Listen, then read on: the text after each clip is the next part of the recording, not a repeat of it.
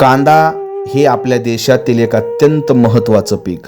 अनेक शेतकऱ्यांचा संसार, प्रपंच, त्यांच्या मुलांची शिक्षण, मुलींची लग्न, सर्व आर्थिक व्यवहार या पिकावर अवलंबून असतात. याच कांद्याच्या पिकाच्या रोजगारावर अनेक मजुरांची घरं चालतात.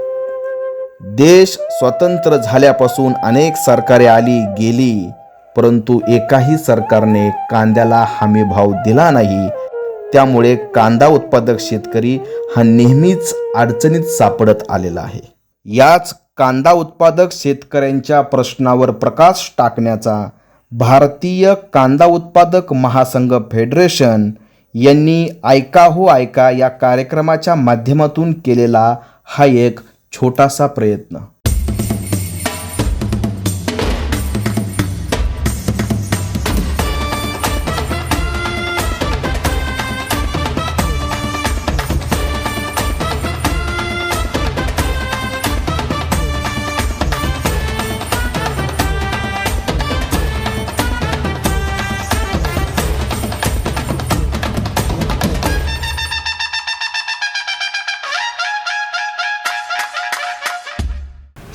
नमस्कार रसिक प्रेक्षकांनो, ऐका हो ऐका आजच्या या सदरामध्ये मी नवनाथ ढमे आपलं सहर्ष असं स्वागत करतो.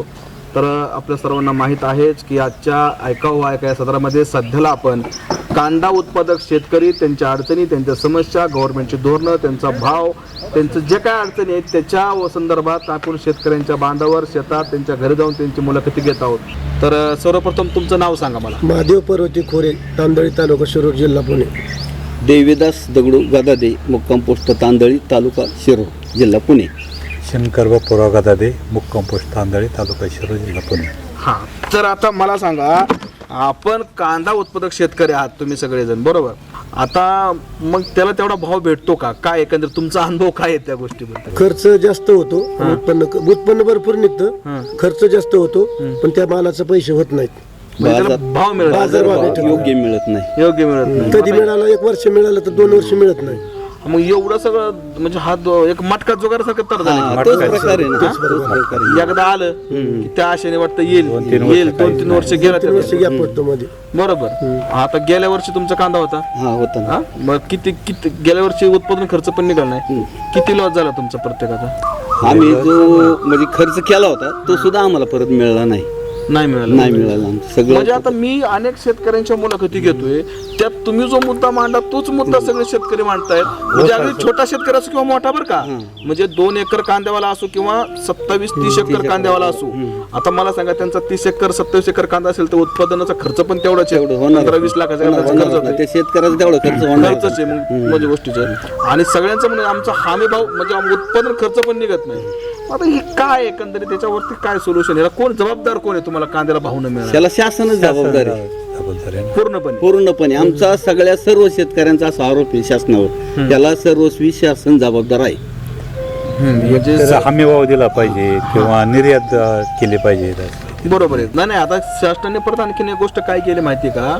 कांदा हा जो पदार्थ आहे तो जीवनावश्यक वस्तूमध्ये टाकलाय.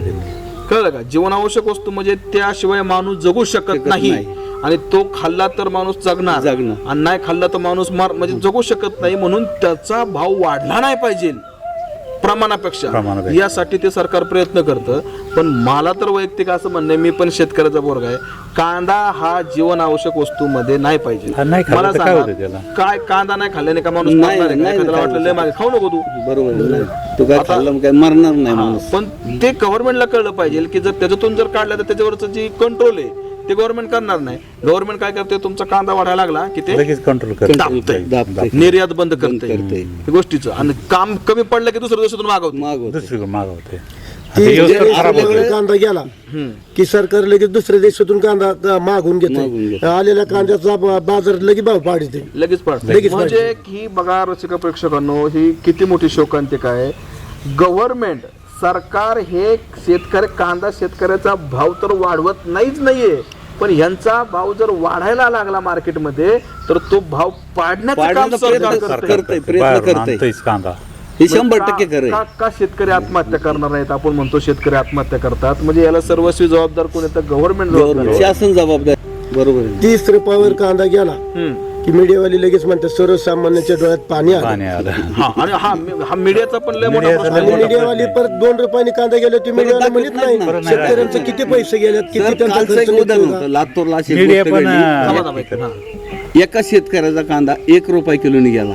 वा त्याचा कांदा होता 4 क्विंटल, 1 रुपया किलो 1 रुपया किलोनी. शेवटी त्याला ते परवडलं नाही द्यायला. साहजिक आहे. मग त्यांनी काय विचार केला की बा हा कांदा इथंच ठेवायचा, आणि त्याच्यावर त्यांनी काय केलं, ते जे वाहन नेलतं का ते वाहनच फिरवलं पिकापच त्याच्यावर. फिरून टाकलं बोगा करून टाकलं त्याचं. तर दुसरा एक शेतकरी आला, म्हणला इथं नको टाकू हा कांदा, आपण रोडवरती नेऊन टाकू. हा. तर त्याला तो शेतकरी दुसरा त्याला म्हणला की हा कांदा इथून न्यायला आपल्याला आता खर्च येईल. 500 रुपये खर्च येणार आहे म्हणला. त्याला भरायला 200 रुपये मागितलं आणि वाहतूक खर्च 300 रुपये मागितला. असं 500 रुपये त्याला तो कांदा उचलायला खर्च कांद्याची आला पट्टी लागली 400 रुपये. 400 रुपये.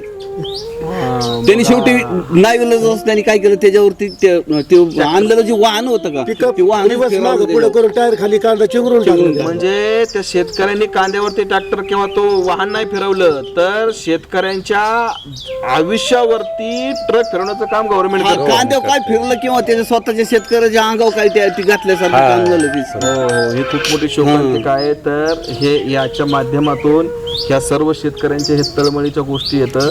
तर गव्हर्नमेंटला माझे हात जोडून नाही, सरकारला आमची विनंती आहे भाऊ, आमच्या कांद्याचं आहे ना तुम्ही कमी कमी देशांतर्गत जेवढा कांदा लागतोय तेवढा तुम्ही ठेवा, आणि बाकीच्या कांद्याचं आहे ना तुम्ही हा विल्हेवाट लावला निर्यात पाहिजे. व्यवस्थित करावा, आणि शेतकऱ्याला 2 पैसे कसं मिळतील याच्याकडे जास्त लक्ष द्यावं, हीच सरकारला आमची विनंती. तर आजच्या या कार्यक्रमाच्या माध्यमातून मी आपल्या सरकारला देखील हात जोडून विनंती करतो की या शेतकऱ्यांच्या ह्या आता व्यथा तुम्ही अत्यंत तळमळीनं पाहिलं की अशी जर शेतकऱ्यांची अवस्था असेल तर खूप, आणि आपण स्वतःला कृषीप्रधान देश म्हणून स्वीकारला जातो, शेतकऱ्याला अन्नदाता वगैरे एवढी मोठमोठी विषय फक्त आपल्या पुस्तकातच दिली जातात. तर कुठंतरी शेतकऱ्यांचा हा विचार करावा आणि शेतकऱ्यांच्या कांद्याला कमीत कमी 20 ते 25 रुपये हमीभाव द्यावा. त्याचबरोबर शेतकऱ्यांचा जो कांदा आहे तो जीवनावश्यक वस्तूमधून बाहेर वगळावा. वगळावा. त्याचबरोबर स्वामीनाथन आयोग लागू करावा. स्वामीनाथन आयोग लागू जर केला तर शेतकऱ्यांना भाव मिळेल. या सर्व शेतकऱ्यांची एकदा रास्त मागणी येतात, आणि ते तुमच्यावर काही करोड रुपये गव्हर्नमेंटला मागत नाहीत. तुम्ही एखाद्या उद्योगपतीला कंपनी टाकायची असेल तर करोडो रुपये व्याजाने देता. तो शेतकरी, तो करोडपती उद्योगपती तो बुडावतो आणि दुसऱ्या वर्षात पळून जातो. तसा शेतकरी तुमचं तुम्ही घेत तर नाही, कमीत कमी भाव तरी पडू नका. एवढी आजच्या कार्यक्रमाच्या माध्यमातून आमची गव्हर्नमेंटला विनंती आहे. तर तुम्ही सर्वजण आजच्या आमच्या कार्यक्रमामध्ये सहभागी झालात, अत्यंत तळमळीनं तुम्ही तुमचं मत मांडलं, त्याबद्दल मी तुमचं मनापासून आभार मानतो. धन्यवाद. नमस्कार.